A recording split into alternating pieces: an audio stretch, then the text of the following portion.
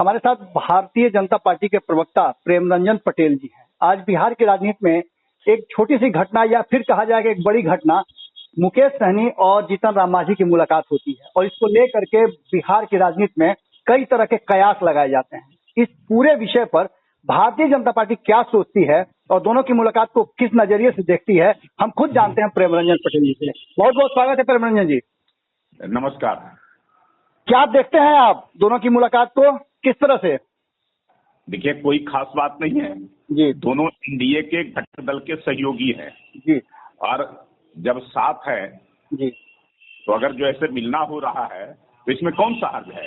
जी हम सहयोगी दल हैं, आपस में एक दूसरे पर विश्वास है और एक दूसरे पर भरोसा भी है। जी मिलते हैं तो मिलने में कोई हर्ज नहीं है। जी ये विपक्ष की तरह नहीं है कि एक दूसरे पर न तो विश्वास है न भरोसा है। जी अगर कोई किसी से मिल रहा है तो जी। उनके ऊपर उंगलियां उठाना, उनके ऊपर शंका करना, उनके ऊपर जो है से अविश्वास करना, यही तो रह गया है जो है से विपक्ष के पास।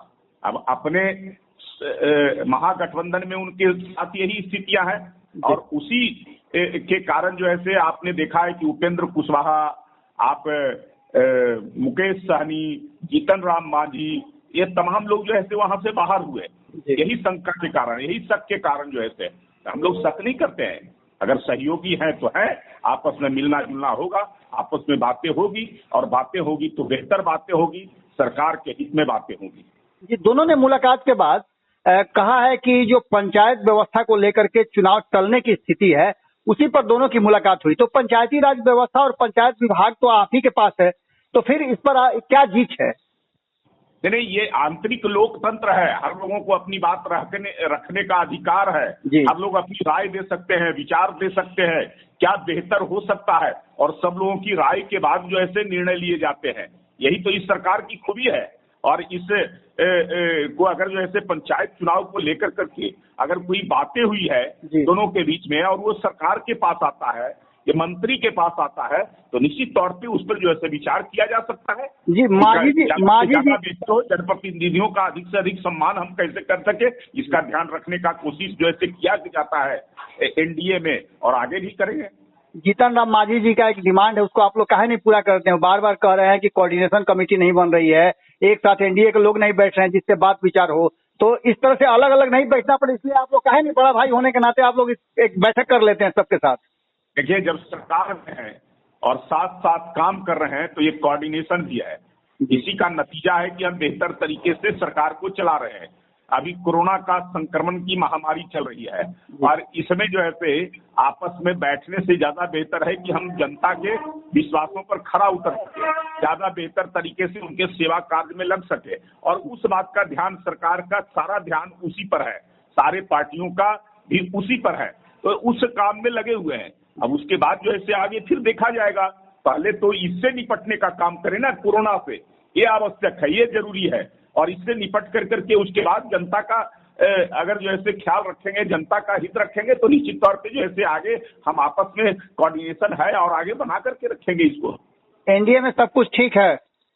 निश्चित तौर पे एनडीए बेहतर तरीके से चल भी रहा है, सरकार बहुत अच्छा काम कर रही है और आगे भी एनडीए बेहतर तरीके से चलती रहेगी। महागठबंधन के तरफ से जीतन राम मांझी और मुकेश सहनी को बुलावा आ रहा है, इस पर आपकी क्या प्रतिक्रिया? महागठबंधन में तो जीतन राम मांझी, मुकेश सहनी पहले भी रह चुके हैं। किस प्रकार से उनको बेइज्जत किया गया, किस प्रकार से उनको अपमानित किया गया, किस प्रकार से जो है ये किसी ने भूला नहीं है, और खुद जीतन राम मांझी और मुकेश सहनी भूले नहीं है। इसीलिए तो उनको छोड़ कर करके अंतिम समय में भागना पड़ा। कोई चुनाव के जो लंबे समय तक किसी के साथ रहता हो और चुनाव के वक्त में अगर जो ऐसे छोड़ना पड़ता है तो निश्चित तौर पे ज्यादा कष्टदायक होता है, और उस कष्ट को मुकेश सहनी और जीतन राम मांझी जी ने झेला है। अब दोबारा जो है उसके साथ नहीं जाने वाले हैं। फिर मुरली बेल तक जो कहावत है, वो महागठबंधन लाख कोशिश कर ले, लाख छटपटा ले, लेकिन उसके बावजूद जो है जो उनसे अलग हो गया है, जो उनको छोड़ करके आया है, वो दोबारा नहीं जाएगा। पटेल जी, कांग्रेस और आरजेडी दोनों का कहना है कि कहीं ना कहीं नीतीश कुमार के तरफ से इशारा है, इसीलिए बार बार भारतीय जनता पार्टी पर जीतन राम मांझी के द्वारा हमला किया जाता है। इसको कैसे देखते हैं आप? कई प्रकार का शिगुफा वो छोड़ते रहते हैं जी, और वो टकटकी लगा के देख रहे हैं। पहले चुनाव में गए, चुनाव में हार हुआ, उसके बाद जो है से सरकार बनाने के लिए विधायकों को प्रलोभन दे रहे थे, तोड़ने की कोशिश कर रहे थे। तो ये सारे चीज नाकाम हो गए, सारे चीज फेल हो गए। तो अब जो है से नीतीश कुमार पर नजर है। कभी नीतीश कुमार को फेल मुख्यमंत्री बनाते हैं, कभी हताश मुख्यमंत्री बनाते हैं, कभी निराश मुख्यमंत्री बनाते हैं, कभी कहते हैं थके हुए मुख्यमंत्री, और अब उनके ऊपर नजर है। तो ये कैसा जो है से राजनीति है?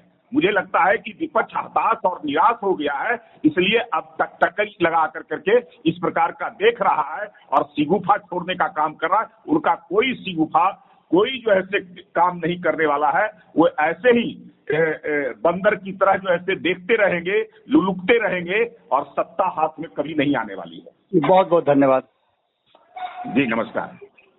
अगर ये वीडियो पसंद आई और वह बिहार के राजनीति और बिहारियत से सरोकार रखेनी तो सब्सक्राइब बटन दबा के चैनल के सब्सक्राइब कर ली। ओजे एगो घंटी बा, ओकरा बटन दबा देला से कुल सटीक और मारक खबर रुआ मुफ्त में मिल जाई। अगर रुआ पत्रकारिता के हमनी के नया प्रयोग में सहयोग कर चाहतानी तो ज्वाइन बटन दबा दी। पेटीएम नंबर नोट कर ली 9386816700। धन्यवाद।